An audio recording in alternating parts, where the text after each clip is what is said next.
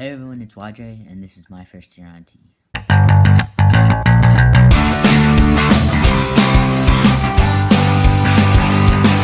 So, June is Pride Month, which means a lot of different things to different people.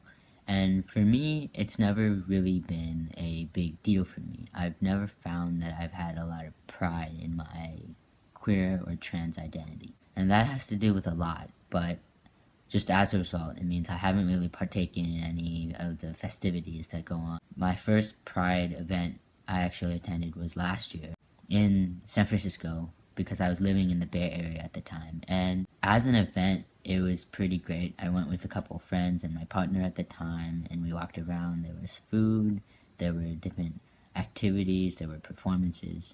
And so it was a great event. But on a personal level, I didn't really resonate with the spirit of the day, and it didn't really mean anything personally to me as a queer person, as a trans person. It felt a little impersonal. I moved back to the DC area after living out there for a year, and so this year I would be going to DC Capitol Pride, but I decided not to go. It's always been a little bit of a struggle for me to feel like I can relate to the queer community. It always feels like it's something that's not meant for me to be there.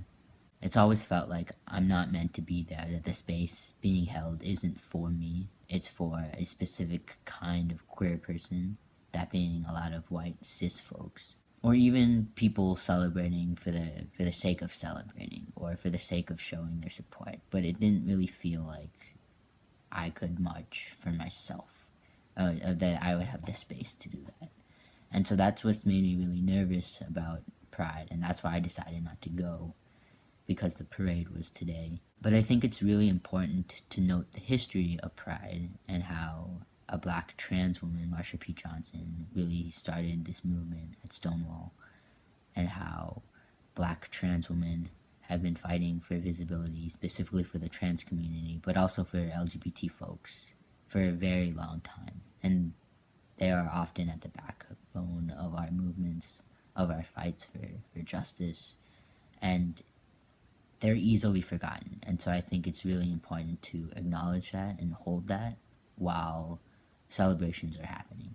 I think one way that I celebrated Pride, or I celebrate my LGBT identity, my queer and trans identities, are by holding space with people that share the same identity. And so for me, I think that comes in affinity spaces.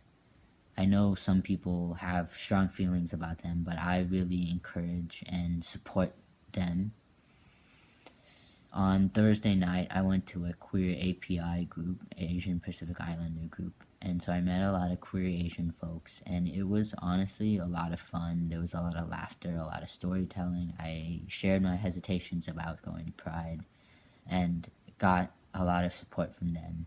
And I think it's so important to hold that space, specifically where people share your intersecting identities, because I think there's a nuance that people don't understand entirely. And so it's just good to be in a space where you don't necessarily have to explain yourself. Even though I was the only trans person in the room, and so people had a lot of questions about what being trans meant. But I take that as a learning opportunity for other people, and an opportunity for me to meet folks. And so that doesn't really bother me.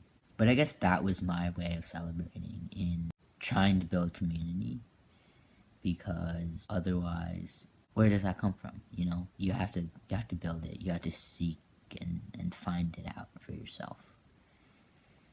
Tomorrow, Pride continues with festivities. There are a lot of performers coming. I think Troye Sivan is coming.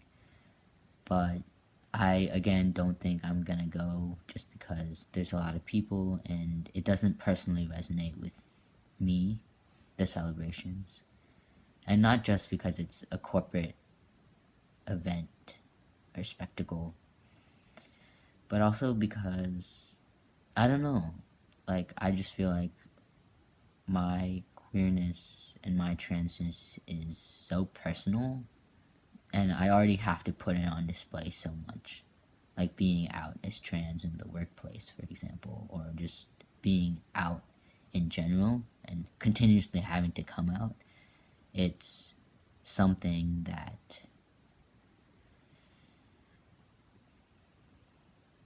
that's my way of being proud.